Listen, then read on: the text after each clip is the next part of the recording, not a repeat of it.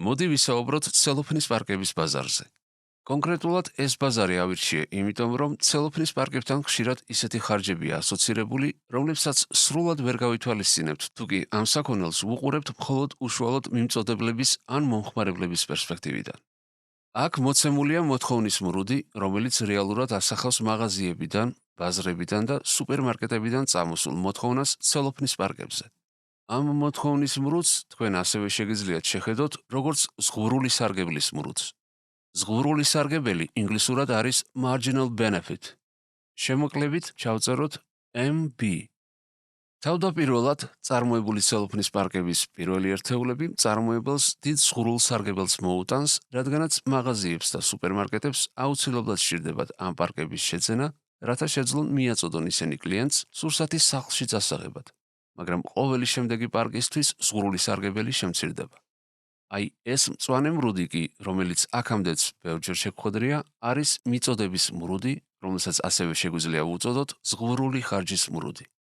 ინგლისურად მას marginal cost ეწოდება, შემოკლებით MC.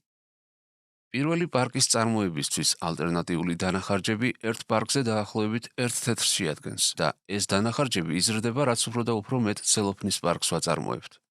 ჩვენ ასევე მოცემული გვაქვს ფასი წონასწორობის წერტილში და რაოდენობა წონასწორობის წერტილში. წონასწორული რაოდენობა დაახლოებით 3,5 მილიონ პარკს უდრის. წონასწორული ფასი კი დაახლოებით 2 თეთრია თითო პარკისთვის. თუ კი ეს მრუდები აღწერს ყველა ხარჯსა და სარგებელს, მაშინ აი ეს ფართობი წარმოაჩენს სრულ სარგებელს, რომელსაც ეკოსისტემა, მიმწოდებლები და მომხმარებლები და ამ შემთხვევაში სუპერმარკეტები და მაღაზიები წარმოადგენენ მომხმარებლებს, მიიღებენ ამ ტრანზაქციით. აქ ყველგან ზღვრული სარგებელი უფრო მაღალია ვიდრე ზღვრული ხარჯი.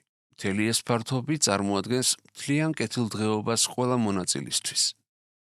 მაგრამ ახლა მოდი ვიმსჯელოთ დამატებით ხარჯებზე, რომლებიც დაკავშირებულია ცელოფნის პარკებთან და რომლებიც არ არის გათვალისწინებული აქ მოცემულ ხარჯებსა და სარგებელში. სხვა სიტყვებით, ჩვენ ახლა ვისაუბრებთ ცელოფნის პარკებთან დაკავშირებულ უარყოფით გარეგან ეფექტზე, ანუ დამატებით ხარჯზე, რომელიც არ არის გათვალისწინებული ზღვრული ხარჯის მრუდში. ზოგადად, უნდა აღინიშნოს, რომ უარყოფითი გარეგანი ეფექტის გარდა დადებითი გარეგანი ეფექტიც არსებობს და ის რეალურად სარგებელს წარმოადგენს. დადებითი გარეგანი ეფექტის საილუსტრაციოდ დაგვეხმარება ხეების ბაზარზე მსჯელობა, რომლისგანაც საზოგადოება სარგებელს ნახულობს, რადგან მეტი ხისა და მცენარის დარგვა ჯანსაღი გარემოს ერთ-ერთი მნიშვნელოვანი განმსაზღვრელია. მოდი დავუბრუნდეთ ჩვენს მაგალითს. ცელოფნის პარკების ბაზართან ასოცირებული უარყოფითი ეფექტი ალბათ ყველასთვის ადვილად გასაგები მიზეზებისგან გამომდინარეობს. ცელოფნის პარკები წარმოადგენს ნაგავს, რაც ქალაქს, გზებს და ბუნებას აბინძურებს და საჭირო ხდება დასუფთავება. ცელოფნის პარკები ასევე დაკავშირებულია ეკოლოგიურ რისკებთანაც. ცხოველებსა და ფრინველებს შეიძლება პარკის საკვები ეგონოთ, შეჭამონ ის და დაავადდნენ. ამ მიზეზით ცელოფნის პარკის მწარმოებლები ხშირად მიმართავენ ექსპერტებს წარმოებასთან დაკავშირებული უარყოფითი ეფექტების გასაზომად, რაც სულაც არ არის მარტივი პროცესი. დაუშვათ, რომ ექსპერტების დასკვნით, ცელოფნის პარკების წარმოების უარყოფითი გარეგანი ეფექტი შეადგენს 0,2 ლარს თითო პარკზე. ეს ნიშნავს, რომ ის დამატებითი ხარჯი საზოგადოებისა და გარემოსთვის, რომელიც სცდება წარმოებელზე დაკისრებულ აი ამ ზღვრულ ხარჯს, თითო პარკზე 2 თეთრს უდრის. მოდი ასევე დაუშვათ, რომ ეს რიცხვი ზუსტია. მაშინ რა არის პარკების ის ოპტიმალური რაოდენობა, რომელიც უნდა ვაწარმოოთ? და რა ხდება, როდესაც ზუსტად ამდენს ვაწარმოებთ? ეს კითხვები რომ გავაანალიზოთ, მოდი ავაგოთ ახალი მრუდი. ჩვენი ძველი მრუდი ხომ მხოლოდ მიმწოდებლის ზღვრულ ხარჯს გვაჩვენებს. ახალი მრუდი კი, რომელსაც ახლა ავაგებთ, წარმოებლისა და საზოგადოების ერთობლივ ზღვრულ ხარჯს წარმოადგენს.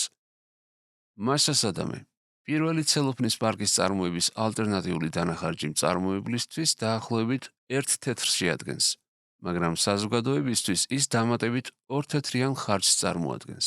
გამოდის, რომ ეს ერთი პარკი საზოგადოებას და მიმწოდებელს ერთად 3 თეთრი უჯდებათ. ჩვენი ახალი მრუდიც სწორედ მიმწოდებლის და საზოგადოების ზღვრულ დანახარჯს წარმოადგენს. ჩვენ ახლა ასევე შეგვიძლია ვიმსჯელოთ მთლიან წმინდა სარგებელზე. სუპერმარკეტი პირველი პარკის შეძენით მაინც იღებს 5 თეთრზე მეტ სარგებელს, მაგრამ საზოგადოებისთვის წმინდა სარგებელი მოიცავს არა მთლიანად ამ მონაკვეთს, არამედ მხოლოდ აი ამ ნაწილს. ამრიგად, სხვაობა 5-სა და 3-ს შორის წარმოადგენს ზღვრულ წმინდა სარგებელს. ანუ ვიღებთ ზღვრულ სარგებელს და მას ვაკლებთ მთლიან ზღვრულ ხარჯს. მათ შორის გარეგან ეფექტებს და გვრჩება ზღვრული წმინდა სარგებელი. მომდევნო ცელოფნის პარკზე მთლიანი ხარჯი ცოტათი გაიზრდება, ხოლო ზღვრული სარგებელი ცოტათი შემცირდება. საზოგადოება და მთლიანად ეკოსისტემა გააგრძელებენ სარგებლის მიღებას მანამ, სანამ ჩვენ არ მივაღწევთ ახალ წონასწორობის წერტილს. ხოლო როცა გავცდებით ამ წონასწორობის წერტილს, ზღვრული ხარჯი ყოველი შემდეგი ერთეულისთვის იქნება უფრო მაღალი, ვიდრე ზღვრული სარგებელი. აქ მნიშვნელოვანია აღვნიშნოთ, რომ განვიხილავთ მთლიან სურათს, ანუ ვითვალისწინებთ გარემოს, მთავრობის როლს და ბევრ სხვა ფაქტორს. ამგვარად, თუ ჩვენ ვაწარმოებთ აი ამ წერტილის მიღმა, გვექნება უფრო მეტი ხარჯი, ვიდრე სარგებელი. თუ ჩვენ მაინც განვაგრძობთ წარმოებას და მივახცევთ ჩვენს ძველ წონასწორობის წერტილამდე და აქ იისფერი ფართობი უფრო დიდია, ვიდრე ყვითელი ფართობი, მაშინ საზოგადოებისთვის უარყოფით მთლიან სარგებელს მივიღებთ, ანუ სხვაგვარად რომ ვთქვათ, უარყოფით მთლიან კეთილდღეობას.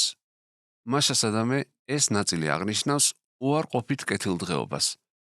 ამრიგად, ცელოფნის პარკთან ასოცირებული ყველა ხარჯისა და სარგებლის გათვალისწინებით, საზოგადოების სარგებლის ოპტიმიზაციისთვის ყველაზე კარგი გზა იქნება ფასის წონასწორობის წერტილში, აი აქ შენარჩუნება.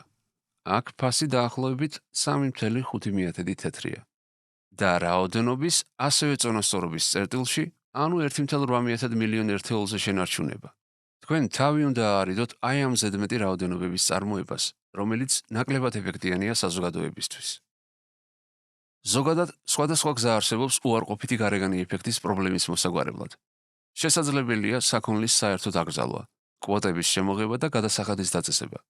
ამათგან ყველაზე ეფექტურად ხშირად ისეთი გადასახადის დაწესება მიიჩნევა, რომელიც უარყოფითი გარეგანი ეფექტის შედეგად გამოწვეული ხარჯის ტოლია.